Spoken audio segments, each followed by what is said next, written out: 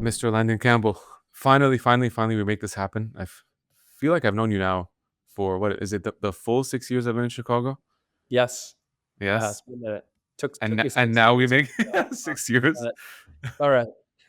Yeah, we've been grabbing coffees personally, Yeah, but now we recorded. I'm super pumped to have you.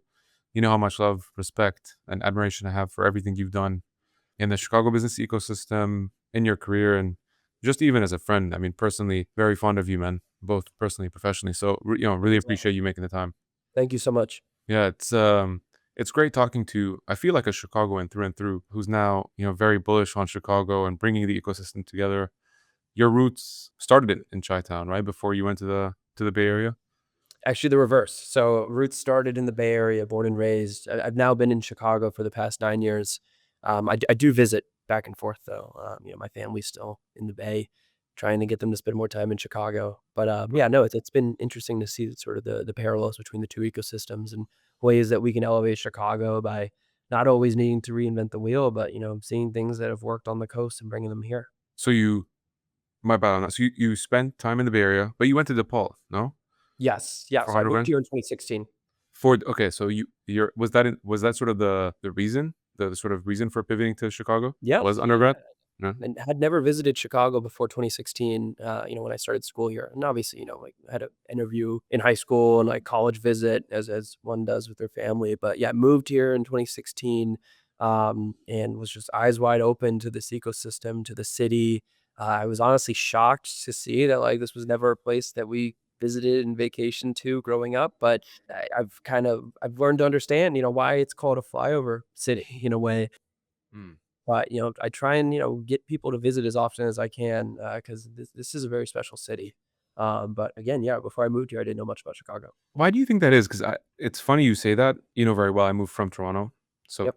came from Canada, and it was the same thing with me. I never actually had Chicago on the map in terms of like even closely remote places to visit in the U.S. Like I had so many other cities and states to visit before Chicago or Illinois, and Yep. the reason for me even coming to Chicago in the first place, I visited over a weekend, was because my then girlfriend, now wife, moved here before I did, and so I came to visit, and I'm like, wait, hold on a sec, this is Chicago. Yes. And I walked across the riverfront, the bridge, and you see the city, the skyline, and you see the beautiful architecture and the food and the energy. And I'm like, this is not what I thought this city was. It's interesting, man, because sometimes I try and, like, reflect on the first 17-ish years of my life before moving to Chicago, and just I remember, I mean, yeah, like, seeing Chicago Bulls, memorabilia, hats, jerseys, like, just walking around in California, and, like, hearing sort of lingo and sort of, different ways that Chicagoans say things, like, I would hear those, sort of hit in California and same, I'd hear like,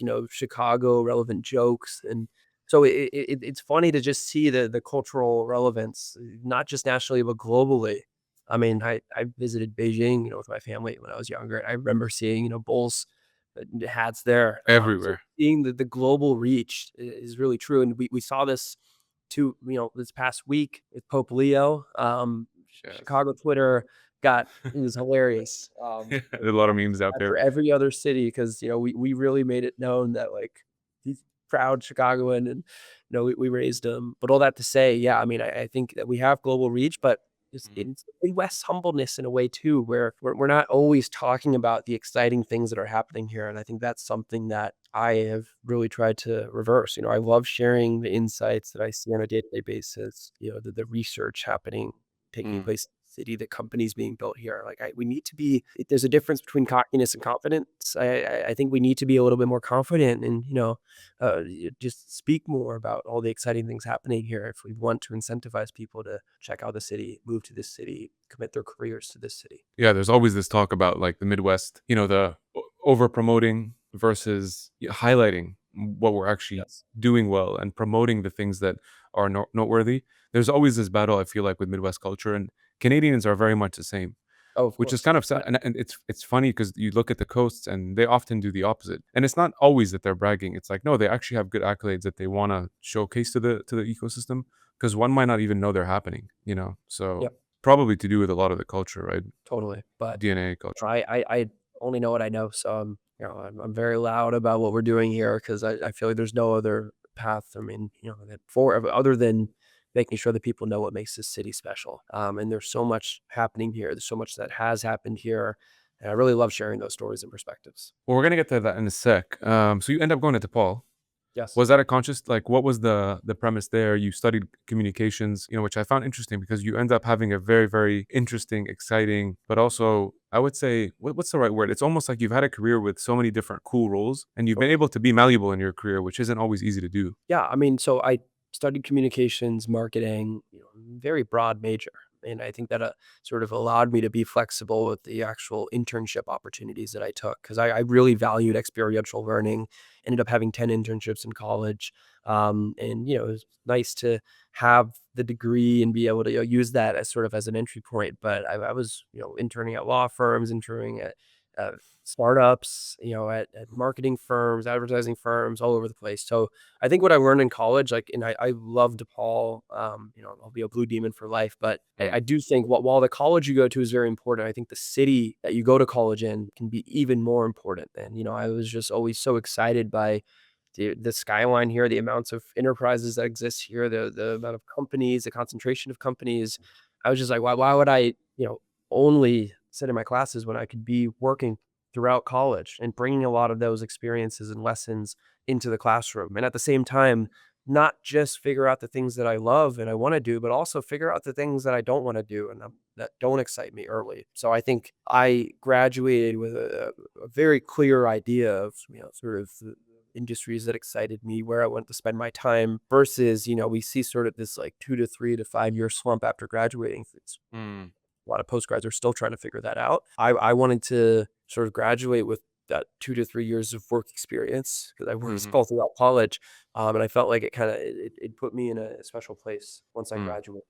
Yeah. Well, you held roles at, Chicago Tribune, which kind of makes like that lines up fairly closely with your background in undergrad. But then you go to Motorola Solutions and you do sales in both. Actually, you do ad sales at Chicago Tribune. Yeah. You do inside sales at Motorola. You had a talent acquisition stint at Cameo. And When did you start? yeah, and What's even that? a piece of what I was doing at Cameo was in sales too. I'm a Mm. big believer that majority, if not all, young people should start their career in In sales in one sales? way or another. Yeah. Sales is everything. I know the word sales has sort of a negative connotation sometimes, but Hmm. you're selling something every single day of your career. You're selling something internally to have Definitely. stakeholders, whether it be a project that you want to work on or a strategic direction for the company. You are selling a vision to folks that you want to work for your company. That it's a competitive job market. I mean, they could be going other places. Why do they want to commit themselves to working for you? And then also, obviously you're selling the actual product, but it's more than just putting something in front of someone's face. It's listening to them. It's being able to speak clearly to your team to see, like, do we have the capabilities to offer this bespoke solution, or specific sort of fill a specific problem that our customer is looking for. So yeah, I mean, I could talk about this could be a full episode on like the value of sales. But I do think it was great, and some of the to your point, some of the roles make sense, but yeah, I mean, I was selling things that I also wasn't super familiar with going into it. Public safety software at Motorola Solutions, where all day I was speaking with detectives, police officers, firefighters. Like that was an interesting role that I had to really, get in and like, kind of listen to, not go into it, acting like I knew everything. Hmm. Cameo, I was selling the opportunity to join our platform. The talent acquisition role was specifically getting celebrities and content creators and athletes on our platform. And now it makes sense. Cameo is a globally recognized name, but when I started there, Cameo was just a startup. Nobody knew what Cameo was.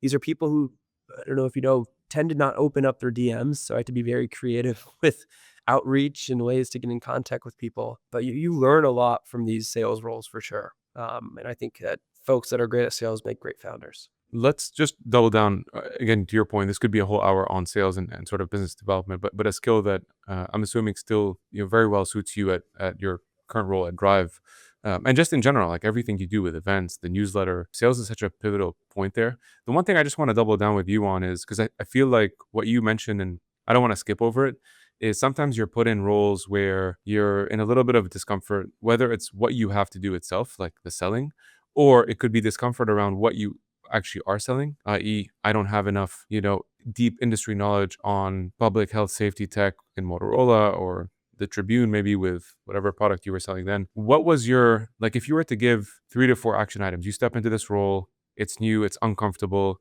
someone's still, early in their career. What were the first couple of things you did to actually build credibility? Yeah.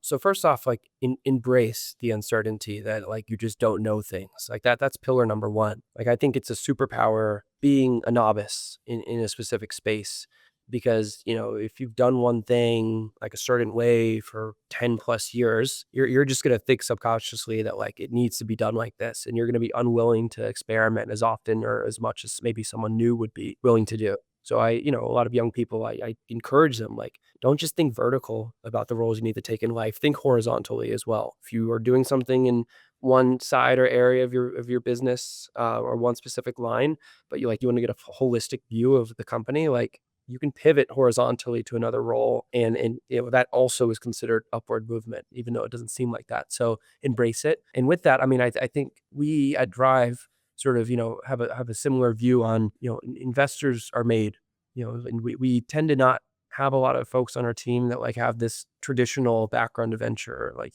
maybe from IB to venture. Like my partner John used to nanny for J-Lo, and I are before example, and we have folks on our team that, I mean, I got into venture through my podcast. There are a lot of transferable skills that, we've gained from these roles, but I think just the process that we have to creating new market maps and theses, like we love just starting from scratch. And I think that there's a power there. I'm doing that with like one of my partners now. Like I'm really involved in our life science map. And I know more now than I did when I started 3 months ago. But when I started on this map with her a few months ago, like I was having every conversation with everybody in our life science ecosystem, from founders to operators to investors. So I think this kind of goes to my second point, like stay active, be willing to talk to people, but more importantly, listen, and not just sort of sticking within the specific realm of like, I just need to speak to founders, but again, like branching out to every single stakeholder that exists in that specific industry, where you could just listen and kind of see their sort of value add and sort of, what drives them and their incentives, and sort of, especially if you're at a company, like when I was at Motorola at sales, I wasn't just networking with people internally on the sales team. Like I wanted to hear about, what are the KPIs of the marketing team? What are the KPIs of the engineering team, the legal team? Because we were all sort of running towards the same goal essentially at Motorola to, grow market share and continue to do well and dominate. But it was kind of interesting perspective. So just being able to listen. And then also I think, number three, just making sure that you sort of have a diverse flow of information online too. Like I think that there's so much good information and content that you could be absorbing to learn something, especially now with a lot of these LLMs that make it so easy to, Filter and filter or like put an entire article into podcast form. Yeah, I have so many different sources that I, lean on when I'm interested in learning something new. So I think, yeah, that happens in the physical world and the digital world too. And it can be overwhelming, like, having too much content coming your way. But I feel like I'm very specific about where I get my online substance and content from. Mm. Well, speaking of content, I'm gonna touch on the podcast real quick. But when you were at Cameo, I know you mentioned like getting creative in terms of reaching people. Who was? Could you maybe name one or two interesting individuals you got a hold of and acquired on the talent side? Yeah, I mean, I remember being like involved in sort of, I mean, Tiger King was popping off at the time. So I remember like having BMs with Carol Baskin, and I mean That's there wild. were so many people blanking on now. But yeah, I mean it was awesome. And I think what I learned from those experiences, like there's never one way in. When you're So reaching out to someone where you're yeah, trying when to you're connect. reaching out to someone that's busy and, doesn't have a lot of time. So, I mean, I was very creative in like the different types of DMs that I would send on social platforms. Like we kind of really had Instagram as a huge lever for reaching out to folks. But like Mm. I would even go as far as like to, tag them in like a fake story to get their attention. Like, yeah, just be creative. Like you could type like so and so mentioned you in their story, and then there's nothing. There's just throw a message. So I'd be Yeah, great there. in your Check game. a lot. We'll see management teams and agents, but sometimes like having the creator or celebrities buy-in was, I mean, that's what you wanted to start with. And I Mm. really learned the art of sending the cold email. Like, I mean, I wish that there was a class just dedicated to that on campuses, because I think every student should know that like it really starts in the subject line and being short, concise, to the point. So I feel like, yeah, I've gotten some really good responses on my cold emails. What are some tips actually just on that real quick? Whether it's Yeah, yeah. so subject line, obviously. Starts in the subject line. I mean, like, I think now as someone that receives, like, hundreds of emails a day, like, if I cannot understand what you're doing in the first 2 sentences, not including the subject line, see, you got 3 sentences, like, the ask and call to action should not be, like, paragraphs and paragraphs down. So, yeah, Mm, I really like I don't just put, like, reaching out in the subject line or, talk to you about Cameo. Like, I get something I have something very specific, and I use that with my podcasts, like, "Hey, Jason Calacanis, I just interviewed your friend David Sachs, and we spoke about this, and I want you to join my show." Like, I mean, now you can even have OpenAI like, or ChatGPT kind of put that polish the message. subject line. But yes, and then in the actual email itself, like I bold things, I underline, I hyperlink, but still like have it be so short with an ask. And time and time again, I had folks that would answer and say, "Hey, I'm busy right now, I can't make it, but reach out in a year." Like I was the kid that would put that Snooze timestamp it. on my calendar and Yeah. like reach back out. And I think that was also another way. I mean, that's how I got Ev Williams, the co-founder of Twitter, to join my podcast. So I think, yeah, you have to be creative. And I mean, this is probably a long-winded answer where they need to be, but put yourself in their shoes. Like, I mean, if you are Yeah. reaching out to someone that's probably getting thousands of emails a day, if you are that individual, like how would you want to receive an email? Yeah, maybe I'll just add to one other observation and maybe another thing that recently came across that I thought was super unique. The other thing I would just add to everything you said, because I agree with every bit of it, is as much time as you're spending on making it creative, like the actual reach out, the structure, Yep. take as much time on the preamble, like the research that you're doing on who Landon is, what Drive invests in, comparable case studies, maybe his newsletter that he has or had a podcast, but is a very active content creator. Like try to figure out bits and pieces where you can create that personal connection and maybe try to integrate some of that in the email. Yeah. You know what I mean? Like spend as much time doing the research because that's actually the harder part. If it's just a very creative like marketing piece, it might catch your attention, but you're like, there's actually no substance. Like I don't understand what you want to connect on. To your back to your This is point. amazing advice, and I totally agree 100%. Like, and another thing of just putting yourself in someone else's shoes, like, I get emails that, all the time, "Can I pick your brain? Can I chat with you?" And it's like, I'm not gonna prioritize those. But the ones that reach out and say, "Hey, like, I just read your 3rd to last edition of your newsletter. I love this one specific topic that you spoke about. Oh, and by the way, like, I'm doing a lot of work in this specific topic too. Mhm. Let's chat about it." Or, "Hey, I watched your podcast from 6 years ago and, like, really listened to it, and I love this quote that you gave, like this, very new like those messages I tend to always respond to in sub 5 to 10 minutes and like always, even if I'm super busy, like we'll try and find time with those individuals. So Mhm. yeah, I think you got to really curate the message and you can do that in a balanced way. Cause like my sister's applying to internships now and I'm telling her like it's a numbers game. You got to reach out to like 50 to 100 folks like individually in ways that 100%. other people aren't. But like, yeah, with that, like you can still do it in a very curated way. And again, like AI is a tool that allows you to do this at scale. So I don't think there's any excuse these days to like, come up with a very curated, intentional message, and It's easier than ever before. you can meet with anybody these I days. feel like we sound like our parents though, you know? Yeah, Yeah. exactly. That's probably what they thought about us with LinkedIn when Yep, when we had it at our disposal. totally. I got this, you know how venture funds have these updates, like LP updates Yes, every quarter? I got one recently and I thought this was really nice actually. It was very refreshing. To put it very simply, they had in bold, bottom line first, and this is the what I want, what I need from you. Here's the ask. Here's everything else in terms of updates, what we're doing, portfolio news. I just thought that was really nice. totally. Love Like that. get to the point first. So now I have it in mind and now I'm fetching for more context and I also know how I can help. Yes, So I think people find this very valuable. I appreciate those insights. We pivot to even more content. You started a podcast called In Their 20s. I love yes. that name. It's Thank you. also because you were both building it and building in your career yourself in your 20s. Yes, And the premise I'm assuming was, were you talking to people literally in their 20s or what they would have done when they were in their 20s? the Or latter. both? The latter. Yeah. Ah, interesting. Okay. Yeah. We had a few people, who were currently in their 20s, but the main premise was, let's talk about very successful people or talk to very successful people, billionaires, CEOs, about what they did in their 20s to get them to where they are today. So back when they didn't have it figured out, back when they were running out of money, and going bankrupt or losing their jobs or getting fired. Like, those were the moments of uncertainty. And the timing worked out well because, we were in the early innings of the global pandemic. Right, you launched this in 2020, right? Yes. Yeah, 2020, exactly. And you said Ev Williams, Ev Twitter. Williams, Steve Wozniak, the co-founder of Apple. We had Mhm. Beto O'Rourke on while he was running for president, Tim Draper, David Sachs, Jason Calacanis, Kathy Besant, who was like the second or third most important person of Bank of America. We had some really Easy. cool people. No shortage of golden names. So Yeah. let's say with every episode you did, but if you were to summarize, like, what are the 1 to 3, gems that you took away from their stories when they reflected back to their 20s for people Yes. who are maybe currently in their 20s or 30s? Totally.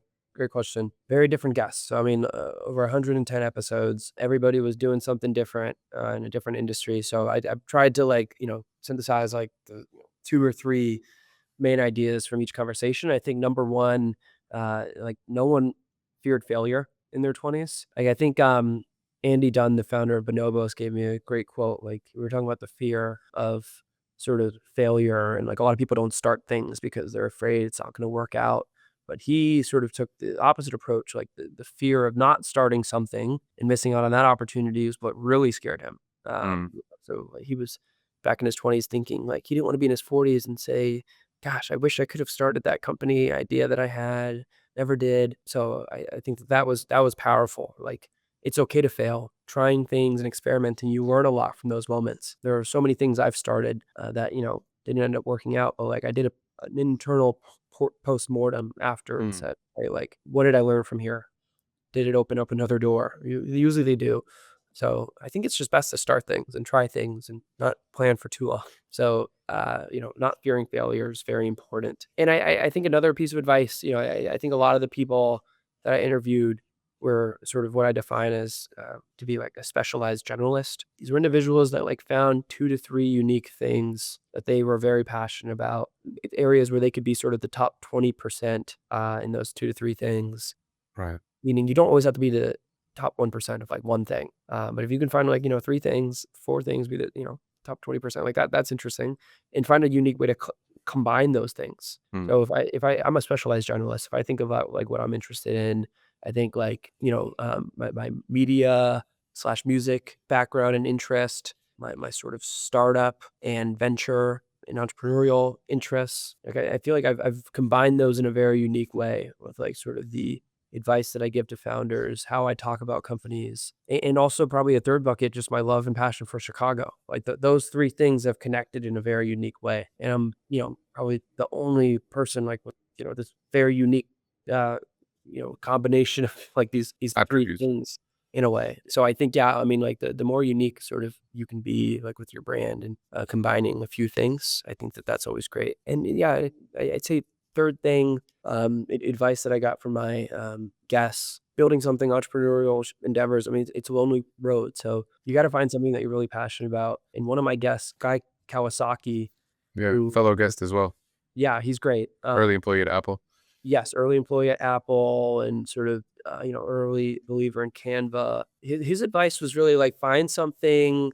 First, do a lot of shit in your 20s and find the things that you're like actually obsessed with. And he defined, the word obsession usually has like a negative connotation, but he defined obsession as the things that like you love to do when it's fun, you love to do, you need to do when it's easy, but also like you're gonna have challenging days and like you still come back to it every day because whether or not it's quote unquote a successful or negative day, like you still feel fulfilled.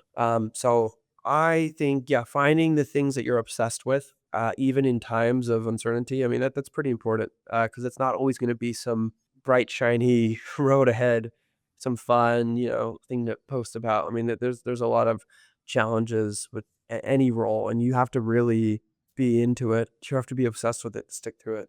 Mm. Yeah, that's great, man. What a nice way for people to also look back. Like I think for them, it's such a great opportunity to actually think back. Now that they're in positions of a bit more success, they have a better base, and it's so reassuring for people in their 20s and their 30s as they're coming up in their career that also like everything will work out. Just kind of take a deeper. I mean, that's always been helpful advice for me.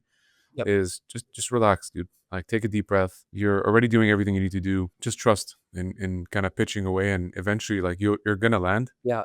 There's a famous job quote Yeah, talking about, like, how you can't see into the future, but I'm gonna butcher this, but, it's all you good. know, once you look backwards, it starts to make sense, and then that wasn't the original quote. Well, you can add, like, a little sort of quote or Disclaimer. Here's what it looks. disclaimer, but, I mean, I think that is good advice, and sort of what he was saying is, or at least, for my personal life, like, looking backwards, it's like, okay, yeah, like, or you can connect the dots looking backwards, that's what it is. Yeah, Yes, I feel like where I'm at today is the culmination of what I've done, and it is a path that makes sense, but I didn't know about Drive before I found out about Drive, and mm, all that to say, like, I knew, like, I had a path to venture, like, I knew this was a space, like, 2.5 years before I started at Drive that, like, I was running towards, and I strategically did things to put me to in a get you there. position, but, yeah, I didn't know every specific, line item, like, I didn't know where I was gonna be, I just knew, Mm. like, these were the things I need to do in order to get into venture. How did the podcast help? Because I know it was part of it wasn't the only thing, but it was certainly, if you kind of trace it back, like certain things that you were doing strategically to get you closer into venture, and it's more unorthodox of a route, which is why I love your career story so much. But how did the podcast help as like a passion project to get you closer into venture? Yeah, I mean, I had a lot of coffee chats with folks, and like, I feel like, I mean, being young and like starting your career, like, it can be a little awkward to like ask like really good questions in a way, and like really, and I hate to constantly say pick their brain, but like, yeah, really pick someone's brain and like understand what they need in life and what they're looking for and what they do. You can ask sort of high level, surface level questions, but I thought the podcast was my sort of vessel to like have top investors on. I mean, first off, yeah, I mean, like everybody loves being on a podcast to talk about themselves. People love talking about themselves a little too much. But yeah, I mean, it was a great way to like get investors on and like actually like really get into the weeds about like their investment criteria and theses and what they're looking for out of founders. So that was the playbook, like I wasn't just having these conversations and forgetting about them. No, I would take detailed notes and had my own sort of CRM where I would actually like, have the criteria listed of like what XYZ VC is looking for. Mm. And then on the other end, I would also interview founders and, ask really good questions there and sort of about, their long-term aspirations and sort of what they're building. And I would connect founders to investors. I mean, that was sort of the opportunity that allowed me to do that. So yes, like, and also, hearing from some of the best investors about how they provide value to their portfolio companies allowed me to, in a way, like, meet with founders and find ways that I can provide value, with helping them whiteboard and sort of helping with their storytelling and, doing free marketing tasks for some of these founders. So that allowed me to build good rapport with the founder community. So yeah, I Mm. mean, the podcast allowed me to sort of enter this ecosystem in a very authentic way. Yeah. Can I just dissect two very important things that you're talking about? Because I think that's what, if people are hearing with a grain of salt, like that's what you can repurpose. I think for you, the podcast worked very well because you were actually interested in it. Number one, Totally. it was creative enough, like the content itself was rich enough that you were genuinely passionate about that vertical of a podcast, and the medium worked for you, right? I just what I don't like seeing is when people might hear this episode and they're like, "Oh, okay, great. Landon said start a podcast and you get into venture." And it's like, no, what Landon is really saying is that he was very interested in podcasts. The medium worked very well for him, and he leveraged that channel to get closer into, that scene and ecosystem. And the other piece of Yep. what you did was basically provide value upfront. Like you really understood the ecosystem, you knew what they looked for, you leveraged what you had previously, and you kind of married the two together. Yep. That's what worked for This you. this is the perfect breakdown of a specialized generalist framework. Yeah. I just want to, because I don't want people to feel pressure that like, oh, I have to I start a podcast. Yeah, I think that was a great point that you made. So yes, I mean, to folks listening, like you don't need to start a podcast unless like you get sort of pushed towards launching a podcast. But I will say that there is, I mean, we just spoke earlier about like, you need to find ways to provide value also, like Mhm. before expecting value in return. I think there's an element of like, with the content I was creating, like that was for the masses, those were for my audience. It was free game in a way. Mm. Like I wasn't And charging it's free. folks to listen to my podcast. So all that said, I think like there are other mediums similar to that. Whether you're hosting meetups but focus on specific areas that you're interested in, like a robotics meetup, and you want to build community around the robotics ecosystem of Chicago, like that. Bro, That's a way that you could provide value. or a newsletter, or it doesn't have to be sort of, it's just, I mean, if you have some cool facts to share with folks online, like that's a way that you can provide value and kind of become this person that people reach out to and sort of stay plugged in with. Mm. Which I think you do a great job of. I'm going to get to ecosystems. That's sort of towards the end, like the final chapter, I think, of this. But let's sort of talk about how you get into Drive. Like, we're kind of culminating the story here, which is now you get into venture.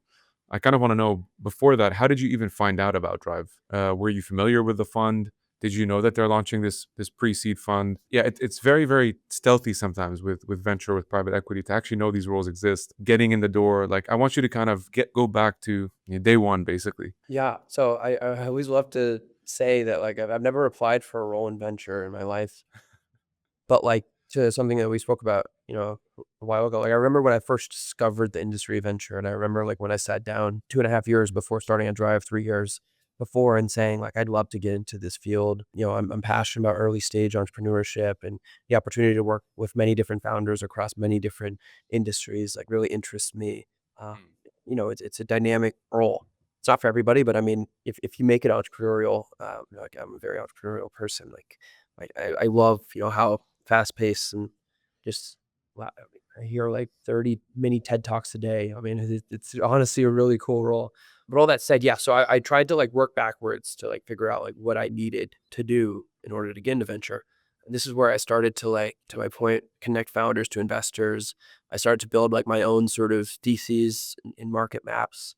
I was very passionate about the creator economy, still am, and in music tech. So made sure that like those were areas where I wanted to know every founder, not just in Chicago, but just nationally that was building in the space, to follow different trends. And, this was early around sort of a lot of the AI and music that we were seeing. So like just really have that market down to a T. It was hosting meetups there as well. And yeah, I mean, and then sort of part two, something that you mentioned, I think more people need to hear are if a role is public, if there's a public JD, like more than likely it's been surfaced internally with other folks for like, maybe a month to two A month months. or two. It's Yeah. even 3 months. Like, I think that it's hard to predict like when firms are hiring, but I mean, it's usually around a fundraise, but that could be like, after a close, that could be before a close. So I feel like usually like these JDs get shared, internally and like with networks. Like I get a lot of friends. I have a lot of friends at venture firms.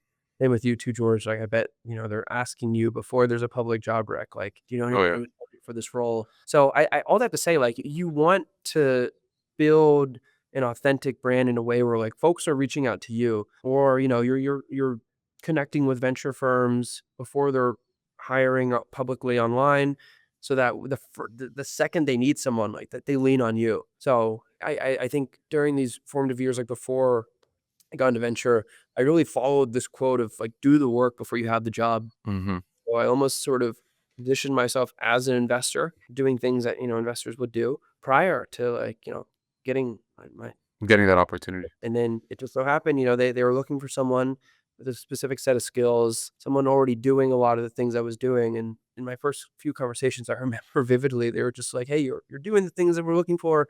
Why don't you do it, attached to a larger brand?" And I was like, "Yeah, like that would be amazing." So it's been great. And another quick thing I love to talk about. So I remember my Please. first time meeting with Drive. It was on a Friday. It was with Mm.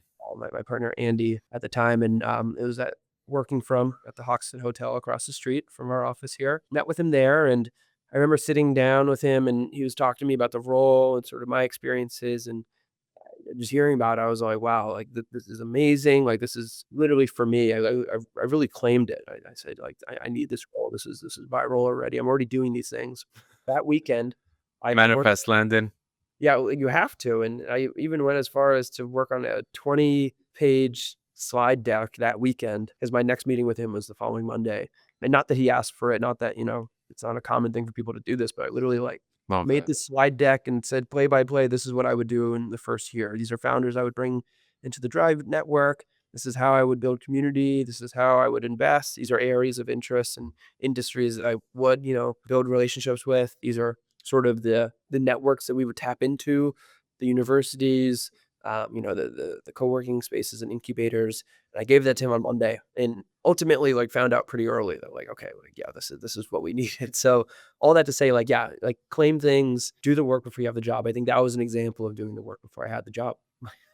Yeah. Can I dissect again? Yeah, please. Because I resonate a lot with what you're saying. I've done very similar things. I even did something very similar for the role I'm in now in Orn Rose, Amazing. Fulbright, which yeah, it's kind of cool. And I think the things I actually resonate with in terms of what you're saying, the claiming it piece is super important, right? It's not high ego. It's basically like, dude, I'm so pumped about this role. I need to have this role, and Yep. like there's a sense of ownership, let's say, around where you want to be. And then the second piece, which is more important, is like backing it up. I think what you did super well in that scenario, Landon, is that instead of like showing up to that meeting and you're like, hey, I want to apply for this role and here's why. And I've done one, two, three, and I had a similar role before and I had a podcast and I did this and I did this. And the person's going to be like, listen, you're super qualified, clearly a smart guy. There's also like 20 other smart qualified candidates. I still don't understand what you're doing differently. The slight pivot you made is instead of making it about the I, like here's everything I did, it's more like here's everything I'm thinking about for this role, and here's everything that I can do to help you make this role successful in Chicago. Slight difference there, right? Yes. So That, I think no, that that was a good breakdown. Yes. that's critical, dude. And you went above and beyond as always. Yeah. You know, I very. still have that same energy that I started with day one. I know. All right. I know you're busy too. We probably have a similar calendar structure. And I love it. Like, I'm not just saying that to say like, oh, I'm busy all the time. Like, I'm just curious about so many things. There's so many things I don't know, and I love meeting with new people. And you just have to stay busy. I Mm, think, yeah. I mean, I'm always looking for ways to collaborate with folks in other investment firms. But I mean, by nature, I mean it's a competitive industry. You're yeah, dude. competing for top deals. It's so I think you got to stay busy. Yeah. You know what it is too? It's kind of like momentum. You ever run on a treadmill and the first 5 minutes are hell, but as soon as you get to like minute 10, it just becomes, it's not that it becomes easy, but there's a rhythm to it, and Yes, you've kind of like settled in there's a and familiarity. Yes, with that kind of pace. And it's kind of like that feeling when you've been off the gym for like 2, 3 weeks, running that 5 or 10 minutes will kill you. Like it's going to be so exactly. much more difficult. So momentum is super important. Let's Well, talk about ecosystems, something you've done extremely well. yep. And you've done this extremely well in, I would say, verticals that are not always covered, in Chicago. Like you've galvanized the AI ecosystem, you're galvanizing like clean energy and data centers coming up. You've done it in software, you've done it in venture. Like you keep finding ways to bring communities together that I would say are not always front and center in every hub. It's a pretty hard thing to do, to be honest. And Yes. so I kind of want you to break down for us one, why you enjoy building communities and how do you go about doing it? Yeah, I had a famous architect on my podcast pretty early on, and we were just talking about sort of like how he thinks about community building. Surprisingly enough, and I mean he said something that always stuck with me. I mean, like he told me he's not building buildings; he's essentially like building the experiences and conversations and dialogue that happens between the walls. So all that to say, yeah, I mean I don't host events. Like I really am engineering communities thoughtfully. So I think the for the meetups and events we do put on, like it's never just focused on like the what. Like, we're not just doing hackathons, we're not just doing, happy hours. Like I'm always really, really thoughtful about like who needs to be in the room and why they need to be there. And like what's gonna incentivize them to come to the room. Especially because we host a lot of like technical meetups, and we host a lot of folks, in the office that are very busy. And a lot of these like top engineers only want to be, around like top engineers, A players, like folks that sort of are on their level. So I don't take that for granted. I'm always just trying to really think like if I'm expecting someone to drive, from the just like from their home to spend their Wednesday or Thursday evening with us at Drive, like how can we make that the best world class experience for them? Mm, I'd say, yeah, that's sort of how we think about community building. It's really what's happening in between the walls, like, and thinking first about, like, why people are gonna wanna be there and how we can make it a world-class experience for them. So, one example of that, we have our monthly AI meetup called AI Tinkers Chicago.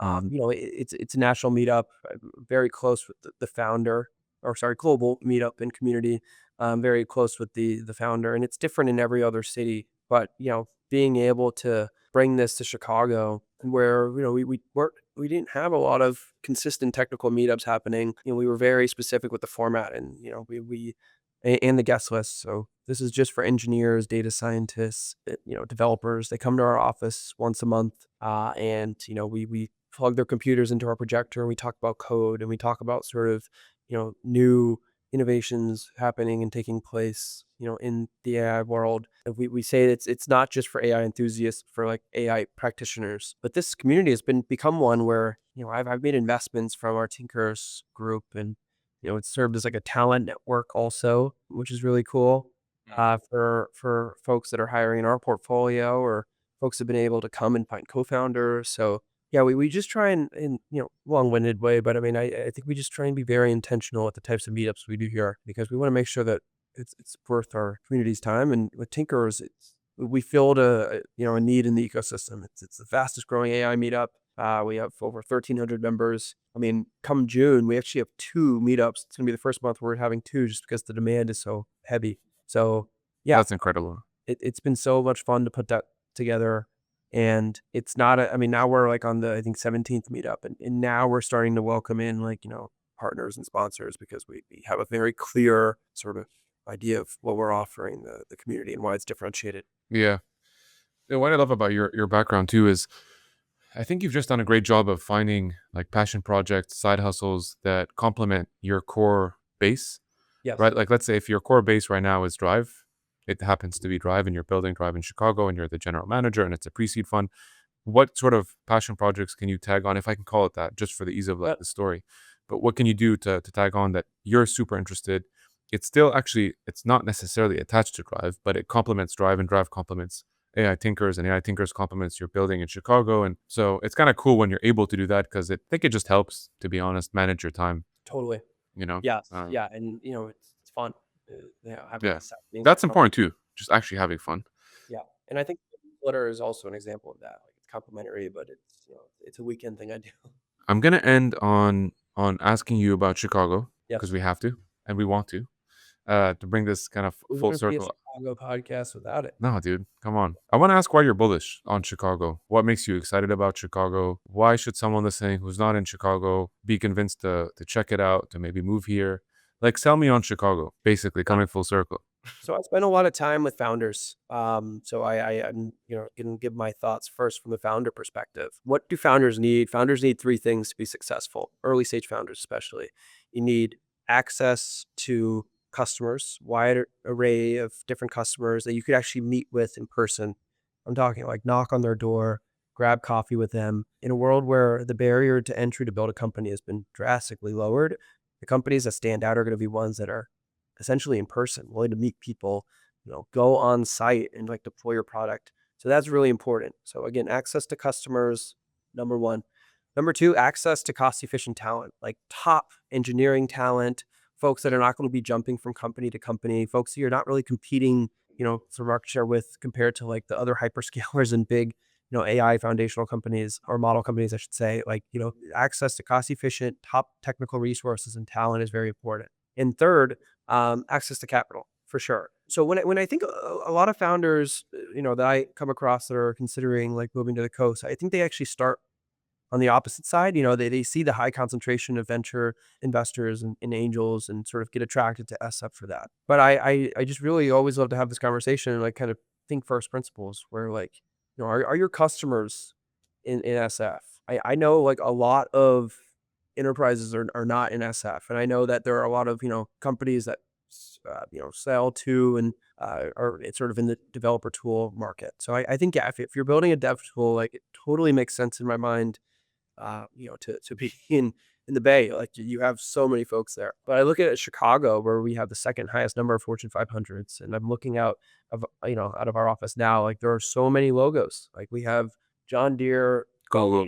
Motorola, Google to my left. Every company, I mean, yeah, Google's second office outside of California was Chicago. Like, every single company, for the most part, that I know of, has some sort of base here in this city. There are execs that you can meet with. There are entry level people that you can meet with. So nationally, we are the most diverse business economy in the U.S. Like, that's just by nature. No one industry makes up more than 12 or 13% of the overall economy. So everything is here, everything can be built here, everything has been built here. So that's number one. I think that the customer base here is unmatched. And we can talk about, just how collaborative folks are and willing to, help you out here. It's much easier to reach out to people here than, I've been able to reach out to some pretty cool CEOs here, successful people here. Might be a different story if I was in New York or, another ecosystem. So customers, Mm. talent. I mean, the engineering prowess coming out of our universities here is unmatched. The research happening in this state is unmatched. Illinois is only one of, I believe, 4 states that has 2 national labs: Argonne National Lab, Fermi National Lab. The nuclear reactor was built here. I just learned that birth control started in Chicago as well. I mean, like, both scientific, technical advancements. We've had some exciting things come here. They'll come out of here, I should say. And then obviously the universities, UIUC graduates more engineering students every year than MIT, Stanford, and Caltech combined. And That's huge. beyond Chicago too, Purdue, Notre Dame, Carnegie Mellon, a lot of these students are moving to Chicago after graduating.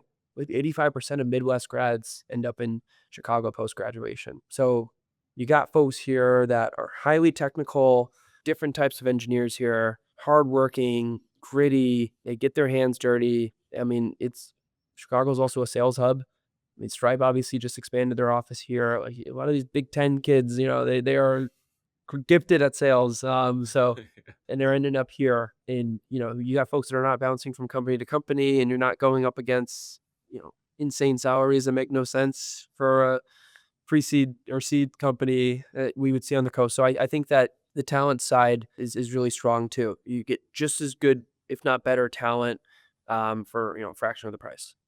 And then, third order, I mean, on the investment side, we need to pick up there for sure as a city. But it will only get better. We are really committed to being one of the earliest investors in this city, in the Midwest. We have the capabilities to go to founders before they're founders, like Idea on Napkin. I think, the Tempest news I've been following closely. Like that's a great win for this city, them going public last year. And that's going to sort of help, create more angel investing opportunities for their employees or folks that, end up wanting to build their own companies. We've already invested in 2 folks, former Tempest or formerly at Tempest. So I think that we're going to start to see that flywheel effect unlock. So I mean, every week at this point, I feel like I'm hearing about a new firm getting started, Fund One in Chicago. Mm-hmm. Uh, A lot of emerging investors, right? yes. Yeah. I was Emerging pitching fund for managers. Desiree yesterday, who's launched Velocity Catalyst. Shout out to Des. Yeah. Yeah, she's great. And like her new fund is specifically focused on, direct founder checks, but also she's investing in emerging managers too. So yeah, I mean, I have a full list of like all the venture firms I've been following coming out of Chicago. But yeah, I remember when I was early, here, like I wasn't always hearing about new firms that are popping up, but like literally I feel like every month or so there's a new fund one that's getting started. So all that to say, I mean, I think that we have the ingredients. So that's a lot on the founder side, but other than that, I mean, it's a great freaking city. Yeah, it's awesome. Great food, great people, great things to do. We have fresh water. Yeah. So yeah. Weather's getting better. Yep. For better or worse. But it's 4 seasons, right? The winters are not that bad. This is coming from a Canadian, so I guess it's biased. Exactly. Yeah. It might be bad. Yeah. I think most importantly too, it's welcoming. I moved here 6 years ago, and I really do think Chicago will sort of embrace you with a bit of a warm hug. That's not cheesy, Yes. but it's a metaphorical thing to say that if you're a stand-up person, good reputation, you execute on what you talk about, You'll and you do try well. to you try to reciprocate to the community, they'll do a lot for you, and they'll go to at bat. And I don't think I can say that about many cities. Mm-hmm. So you have a lot of support, and including individuals like you. So Totally. I know we're up on time. You're a busy guy, so I just wanted to say thank you again, man. I really appreciate all the insights. I want to congratulate you on all that you've done. Thanks, man. Even though I know you're still kind of prime time, early in your career, and you have a very long way to go. So You've been the model though. I mean, like, I'm really inspired by everything that you've done, with your podcast as well. And I'm glad to see that you're continuing it. And I mean, yeah, you're such a warm and authentic person. So I think that's very rare. So just thank you so much for being a great friend. appreciate you, man. Thanks, Landon. Awesome, man.